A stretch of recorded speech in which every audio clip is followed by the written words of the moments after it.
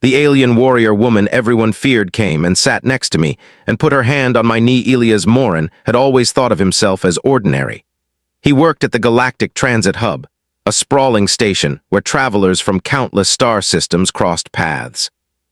Life here was fast, noisy, and sometimes dangerous, but Elias had learned to blend into the background. He preferred it that way. Routine was his friend. Routine was safe. That was until the day she arrived.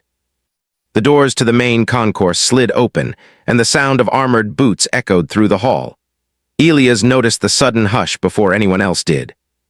Travelers paused mid-step, merchants froze behind their stalls, and even the automated security drones seemed to linger in hesitation. He turned slowly and saw her.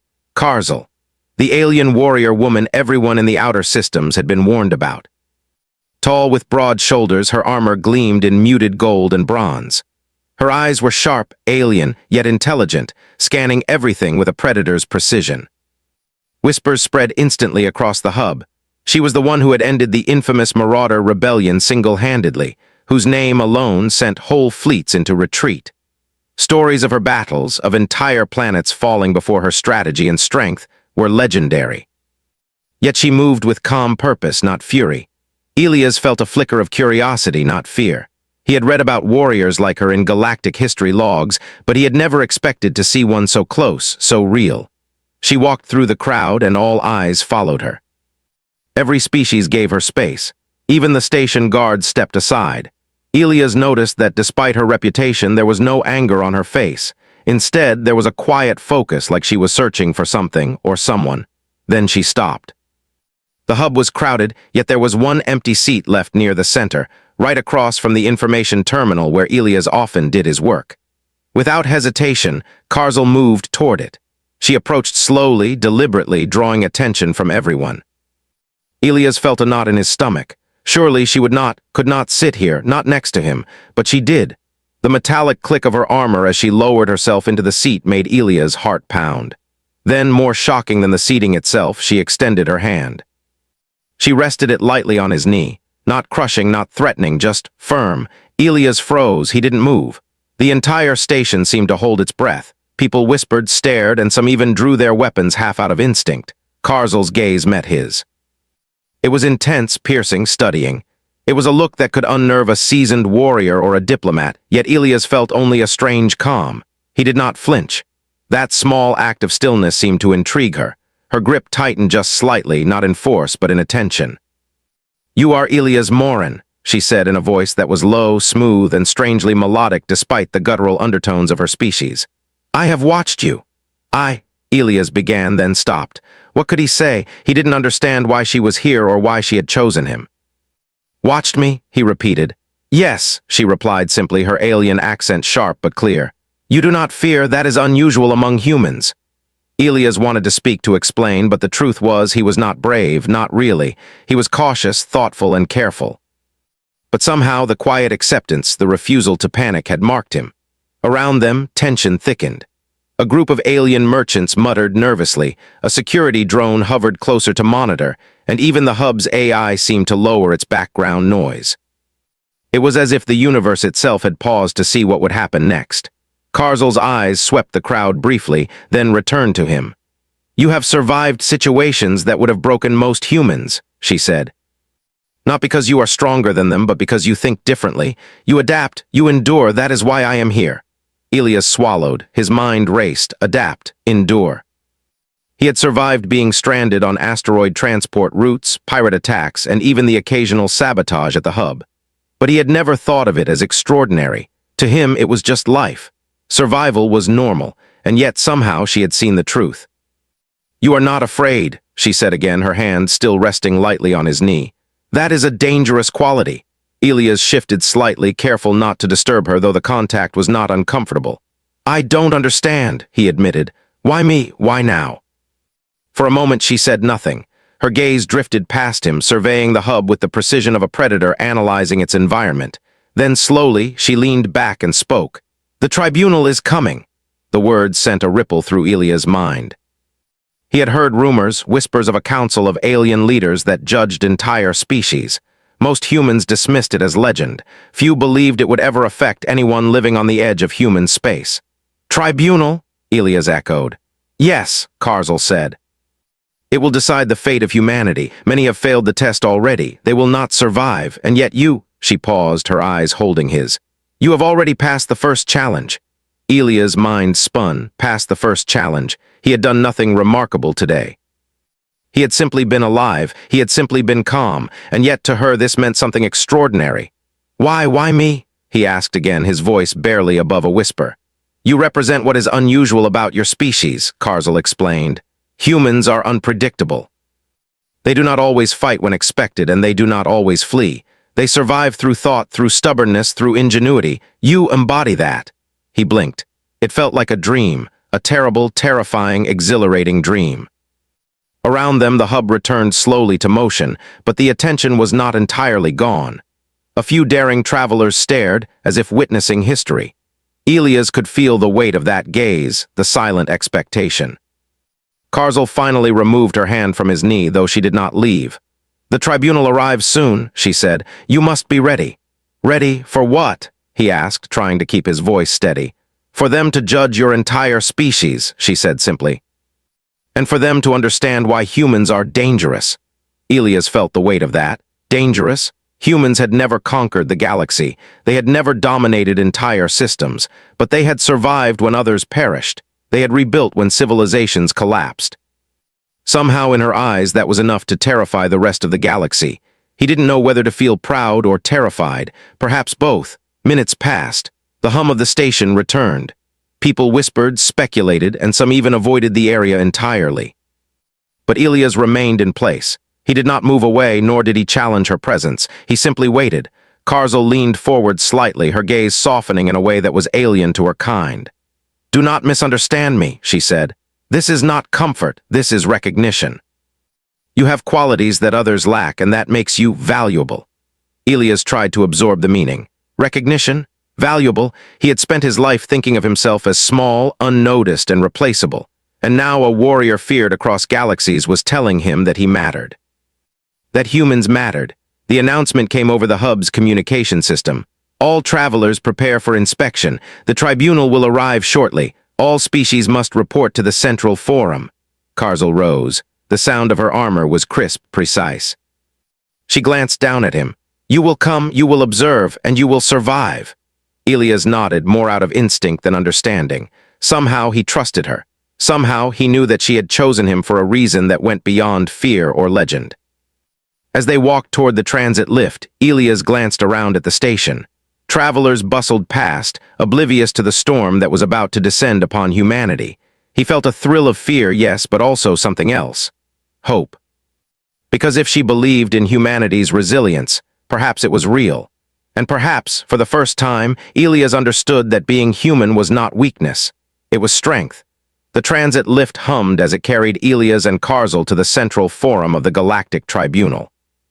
The interior was vast, shaped like a hollowed star, with walls made of a reflective alloy that glimmered faintly in soft blue light. Aliens of countless forms were already gathering. Tall, thin beings with translucent skin, hulking armored species with multiple arms, and creatures whose shapes defied human imagination.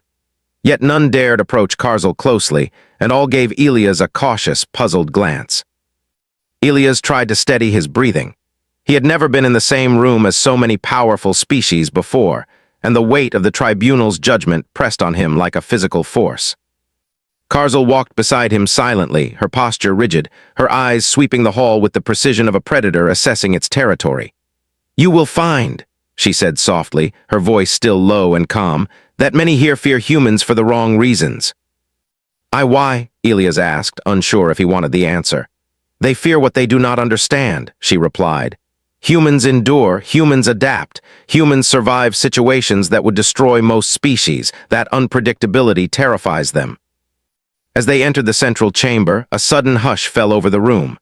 All eyes turned toward Carzel, then quickly darted toward Elas. He felt the scrutiny like a heat wave on his skin. Despite the panic that threatened to rise in his chest, he kept his movements slow and steady, his gaze calm.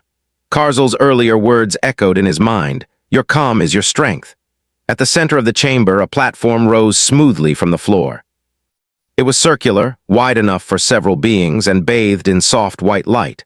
From this platform emerged the tribunal, 5 representatives, each from a different dominant species in the galaxy. They radiated authority and judgment, and the air felt charged with tension. The first spoke, a tall being with glimmering scales. Its voice was harsh but not unkind. "Carzel of the Zelthari clan," it said. "You have brought a human. Explain why this fragile species should not be dismissed entirely." Carzel's gaze did not waver. "Because they are not fragile," she said simply. "They survive, they rebuild, they adapt, they endure where others fail." The tribunal murmured among themselves. The second representative, a short, multi-eyed creature, clicked its mandibles in disbelief. "Adapt, survive. What evidence do you bring that humans are not a risk, that they are worthy of consideration?" Elias felt a pulse of fear but forced himself to stay composed. He realized that the answer was not Carzel's to give alone. The tribunal wanted proof that humans were capable of more than mere survival. They wanted proof of intelligence, ingenuity, and morality. Carzel gestured to him. "Observe," she said. "He represents the species' strength in ways you may not understand." The eyes of the tribunal focused on Elias.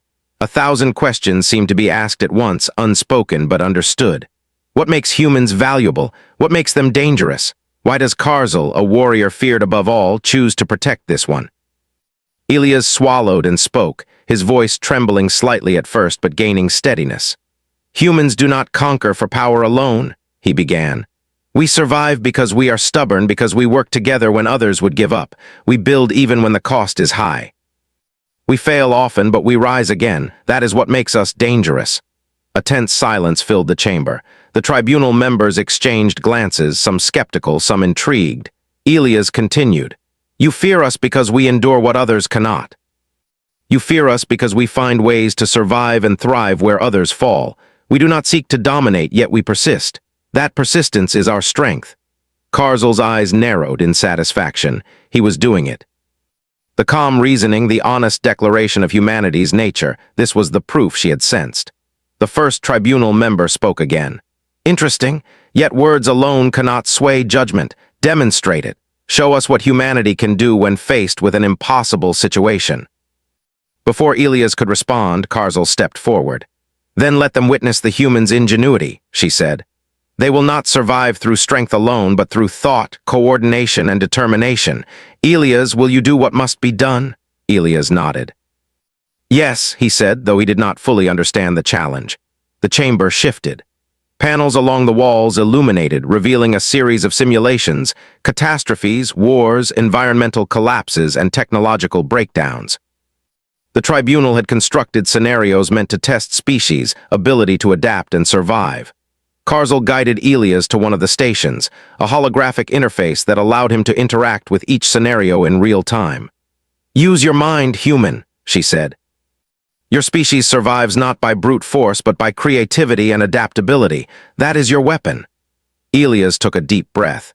He began to manipulate the simulations, applying logic, reasoning, and human problem-solving techniques.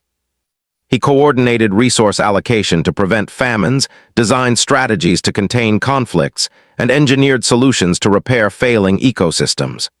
Hours seemed to pass in minutes, yet each scenario revealed the tribunal's growing interest. They had expected failure. They had expected chaos.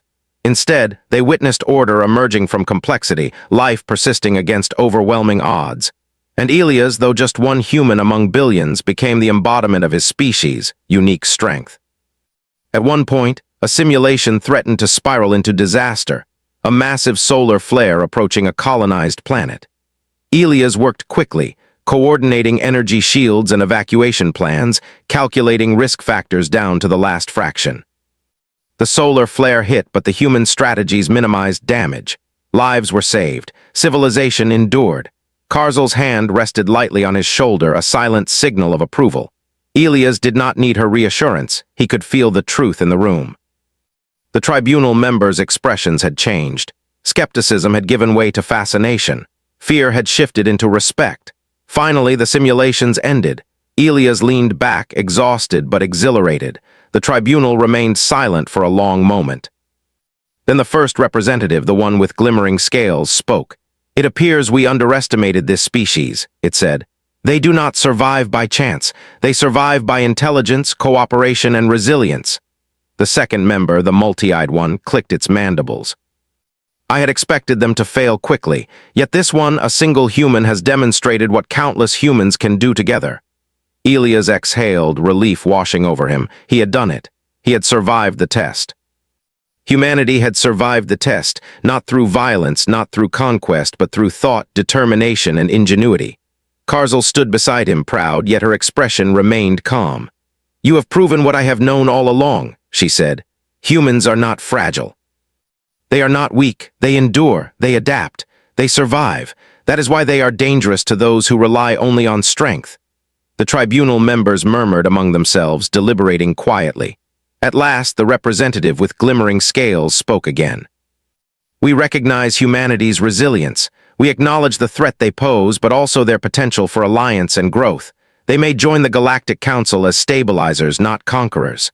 A wave of relief swept through Elias. He could hardly believe it. The fate of his species, something he had never imagined affecting him personally, had been decided. And humanity had not only survived judgment, but had earned a place of respect among the galaxy's most powerful species. Carzel's hand brushed against his arm, a rare gesture of approval and solidarity. "You did well," she said. "Not because of strength, but because of thought, courage, and persistence. That is the essence of humanity." As they exited the central forum, the hall buzzing with the quiet conversations of alien delegates, Elias realized something profound. Humanity's greatest power was not in weapons, not in fleets, not in strength, but in the capacity to endure, adapt, and think. That had always been true, even when no one believed it, and now the galaxy knew it too. Elias looked at Carzel, who had once been the figure of fear that silenced the cosmos, and now she walked beside him as an ally, a protector, and a witness to humanity's triumph. For the first time, he understood the true meaning of the phrase she had spoken. Humans were dangerous, not because they sought power, but because they refused to break. And in that truth, Elias felt hope, pride, and a sense of belonging that reached far beyond the walls of the tribunal. Humanity had survived. Humanity had endured. And humanity, perhaps, would thrive in ways even the stars could not predict. The weeks after the tribunal's decision were unlike anything Elias had ever experienced. Humanity's survival and recognition by the Galactic Council sent ripples across the stars. News traveled fast, carried by starships' data streams and whispers from traders and explorers. Humans were no longer dismissed as fragile or insignificant. They were noted, observed, feared in a way that was no longer a threat of violence but a respect for their resilience. Elias remained at the Galactic Transit Hub, though his life had changed. Carzel continued to stay close, though not in a way that was intrusive. She had been appointed as humanity's guide, an unusual choice considering her reputation. Other species whispered, some with suspicion, some with awe. A legendary warrior acting as protector and mentor to humans. The story alone caused waves in council chambers, ships, and outposts across systems. "You know," Elias said one evening as they watched the movement of ships in the hub's observation deck, "I never thought humans would matter so much in the galaxy." Carzel's eyes glimmered under the observation lights. "You underestimate yourselves," she said. "Humans have survived wars, disasters, and betrayals that would have destroyed others. That is why you matter. You do not seek power, but you endure. That is rare. That is dangerous." Elias watched a small transport dock a few kilometers away. The hum of engines, the flashing lights, and the constant activity felt alive, almost like the heartbeat of the galaxy itself. Humanity's place among it all was still small, but it was no longer invisible. The calm did not last. A signal arrived, a request from the nearby system of Valeria Prime. The planet had faced a severe natural disaster, tectonic upheavals that destroyed cities and threatened entire populations. The Council had decided to send a joint human-alien relief effort. Carzel turned to Elias. "This is your chance," she said. "The galaxy is watching again, but this time humanity's choice is not survival alone, it is action." Elias felt a rush of excitement and fear. He had spent most of his life solving problems in quiet, ordinary ways. Now he was being asked to represent humans in the galaxy's eyes, to act where entire species might fail. "What do we do first?" he asked. Carzel's hand rested briefly on his shoulder. Observe, understand, act, that is always the human way. They boarded a sleek transport ship, one assigned to the relief effort. Inside, humans and aliens worked side by side, planning logistics, supply lines, and evacuation protocols. For the first time, Elas realized the true power of humanity: collaboration. They had no empire, no ultimate weapon, yet their ability to think, coordinate, and adapt made them formidable in a different sense, one that the galaxy was only beginning to understand. Valeria Prime was worse than the reports had suggested. Entire cities lay in rubble, clouds of dust and ash hung in the air, and rivers that had once supported life were now boiling torrents of mud. Yet the people, human, alien, and mixed, continued to survive. They moved with resilience, working together despite the disaster, and Elas understood something profoundly human in that moment. Survival was not just about staying alive, it was about hope. Carzel walked beside him, observing quietly. She had trained for war, strategy, and conquest, yet she seemed impressed by the humans' persistence in rebuilding. "Strength is not always muscle," she said. "Observe how they adapt, observe how they think, that is the weapon you have." Elas nodded. They moved into the city center, coordinating shelters, water distribution, and medical triage. His mind worked constantly, assessing risks, predicting outcomes, and making quick decisions.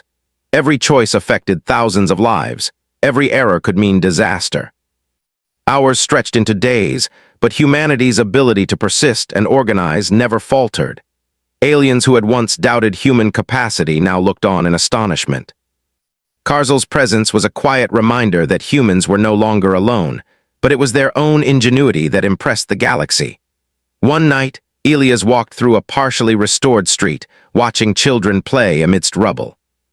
The air was heavy with ash and dust, yet laughter cut through it, fragile but real. He realized that humans did not simply endure disaster, they reclaimed life, even when everything seemed lost. That reclamation, small as it might seem, was their quiet power. A sudden alert broke the calm. One of the nearby volcanoes, weakened by tectonic shifts, showed signs of eruption. Entire evacuation plans were in motion, but the Council's automated systems predicted high casualties. Elas analyzed the data. He coordinated drones, evacuation pods, and temporary shelters. Using human ingenuity and creativity, they diverted lava flows, reinforced weak structures, and guided citizens to safety. By dawn, the eruption had passed. Casualties were minimal, far less than expected.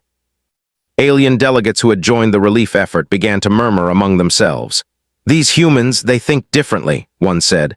"They do not panic, they adapt, they survive where others fail." Carzel looked at Elas with something akin to pride.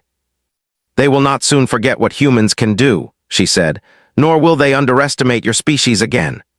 Elas felt exhaustion settle over him, but it was accompanied by exhilaration. He realized that humanity's place in the galaxy was no longer a question of survival, it was a question of influence. Not through war, not through fear, but through problem-solving, endurance, and action. That influence would grow. He could feel it in the eyes of every alien who had worked alongside them, every council delegate who had witnessed human capability firsthand. Days later, as they returned to the transit hub, Carzel spoke. "You have passed another test," she said. "This was not a tribunal test, but a real challenge, and once again humanity has succeeded." Elas looked out at the stars, endless and bright. "Do you think humans are ready?" he asked. Carzel considered him carefully. "They are more than ready. They are unpredictable, resilient, and persistent. That is the true measure of power, and the galaxy has finally begun to see it." Elas smiled, a sense of pride swelling in his chest. Humanity's journey was only beginning. They had survived judgment, acted in the face of disaster, and proven that their strength was unlike any other. It was not measured in fleets or weapons, but in thought, cooperation, and endurance. As the hub's lights reflected off the observation deck, Elas realized something profound. The galaxy had underestimated humans for centuries, and it would not make that mistake again. Carzel stood silently beside him, her presence a reminder of all they had achieved and all that lay ahead. The legendary warrior who had once inspired fear now inspired trust, and her choice to ally with humans had changed the course of history. Elas thought of the countless challenges humanity would face: political intrigue, interstellar threats, environmental disasters, and conflicts that spanned entire systems. And he understood this. Humans would meet them not with brute force, but with resilience, ingenuity, and determination. They would survive, they would endure, and in doing so, they would shape the galaxy in ways others could not imagine. The stars stretched endlessly before them, a canvas of infinite possibilities. Humanity's story was only beginning, and for the first time, Elas felt the full weight of what that meant. He was no longer an ordinary human. He was a witness, a participant, and a representative of a species that refused to break. And in the silent hum of the transit hub with Carzel by his side, Elas knew the truth that would guide humanity forward. Strength was not always measured in power. Sometimes it was measured in survival. Sometimes it was measured in the courage to endure and the wisdom to act. And humanity had both in abundance. The galaxy was changing, and humanity was no longer at the edge. It was a presence. Star systems began to take notice, and human diplomats, engineers, and scientists were invited to councils and forums that had once ignored their species. Elas, still a logistics officer by training, found himself at the center of these changes.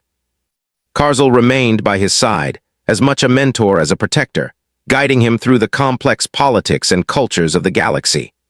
One morning, as they reviewed reports in the hub's observation room, an urgent message arrived from the Andara system. A previously stable colony planet had reported a sudden atmospheric collapse. Entire cities were at risk of suffocation, and the Council's AI predicted catastrophic population loss. The Andara species, though advanced technologically, had no experience in rapid human-style problem-solving.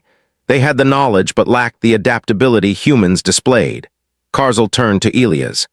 "This is another test, though it is not a tribunal this time. The galaxy expects you to act. It is your species' moment to shine." Elas nodded, feeling the familiar rush of fear and determination. He had grown used to these moments, but each challenge carried a weight that reminded him of humanity's responsibility. "What resources do we have?" he asked. "We have a mixed task force," Carzel replied. "Humans, yes, but also engineers from multiple species. You will coordinate, improvise, and adapt. That is the human way." The transport ship that carried them to Andara Prime cut through space at incredible speed. Elas watched the stars streak past, thinking of how far humanity had come, from surviving disasters at home to commanding respect across the galaxy. And yet he knew this was just the beginning. Survival alone was no longer enough. They had to prove their worth in action, in leadership, and in ingenuity. The first view of Andara Prime was staggering. Cities designed for millions hung precariously on cliff edges, with clouds of toxic gases rising from fissures that had opened suddenly across the planet's surface. The atmosphere itself was destabilizing, and time was critical. Evacuation protocols had begun, but the pace was slow, and panic threatened to disrupt every effort. Elas surveyed the situation, feeling the familiar clarity that came with focus.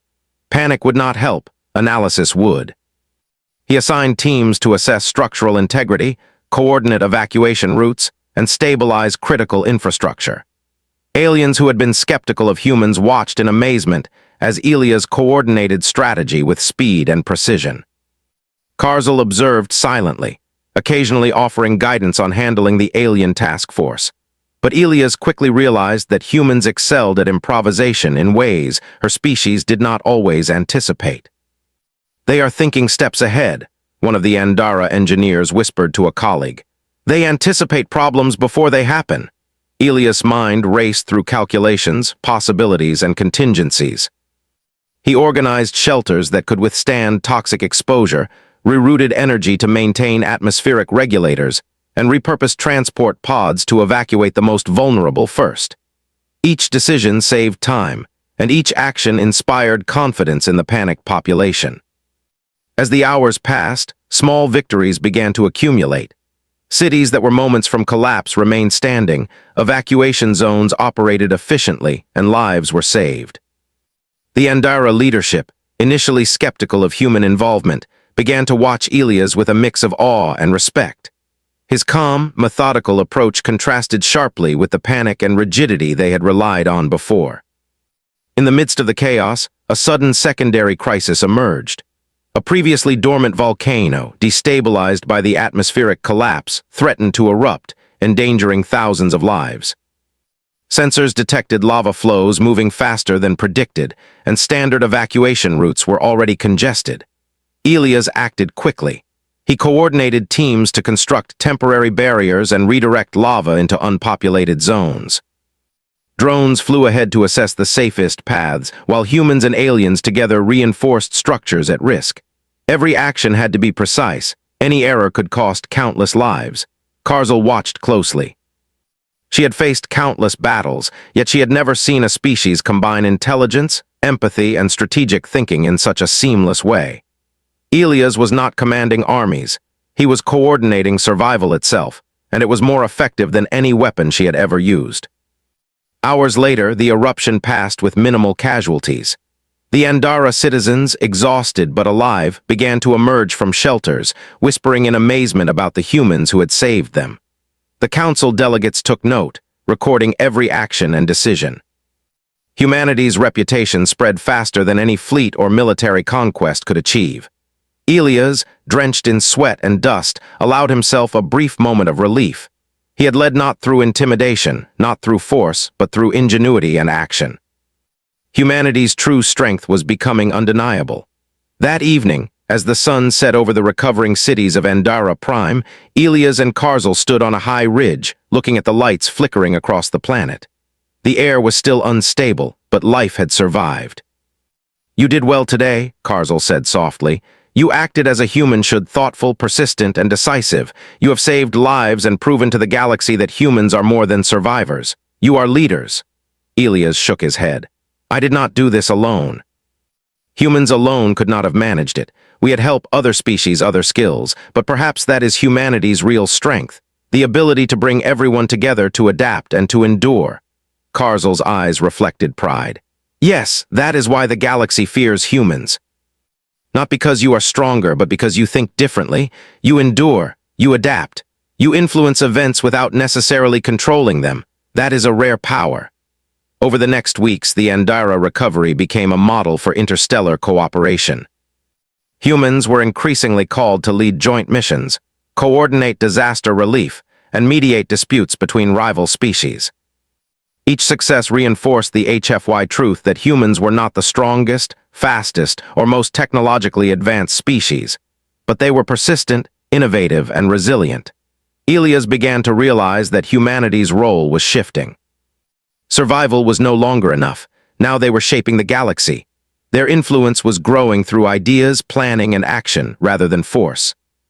And for every challenge they faced, natural disasters, political disputes, or interstellar crises, they became more capable, more confident, and more respected. One evening, Carzel brought Elas to the council chambers. Representatives from multiple star systems were gathered, discussing a looming crisis, a rogue faction threatening to destabilize trade routes across a dozen systems. They needed mediation and strategic planning to prevent war. Elas was nervous, but he remembered all he had learned. He proposed solutions that combined diplomacy, logistics, and human ingenuity. He suggested creating neutral zones, distributing resources fairly, and deploying teams to monitor and prevent conflicts before they escalated. The council listened, skeptical at first, but the logic and practicality of his approach won them over. By the end of the session, a plan was agreed upon, a plan that prevented immediate conflict and allowed the rogue faction to reintegrate peacefully. Humanity's approach had not relied on force or intimidation, yet it had worked more effectively than any military solution proposed. Carzel stood beside Elas as the council adjourned. "You see," she said, "humans are dangerous, not because of weapons or fleets, but because of thought, creativity, and persistence. You influence outcomes in ways no other species can match." Elas smiled, understanding fully now. Humanity's path in the galaxy was clear. They would survive not by domination, but by action, intelligence, and resilience. They would shape events quietly but decisively. Their reputation would grow not through fear, but through respect earned in every crisis faced, every life saved, and every challenge overcome. Looking out at the stars, Elas felt a sense of purpose stronger than he had ever known. Humans were no longer spectators at the edge of the galaxy. They were participants, leaders, problem solvers, and survivors. They were remarkable not for power, but for persistence, ingenuity, and courage. And as Carzel placed a reassuring hand on his shoulder, Elias knew one thing with absolute certainty. Humanity had not only survived, they had begun to thrive, and the galaxy would never underestimate them again.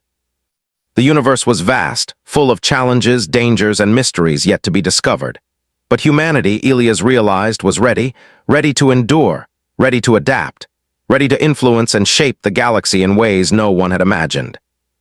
And as he looked at the endless stars stretching before him, Elias understood the truth that would guide humanity forward. Strength is not always measured in power.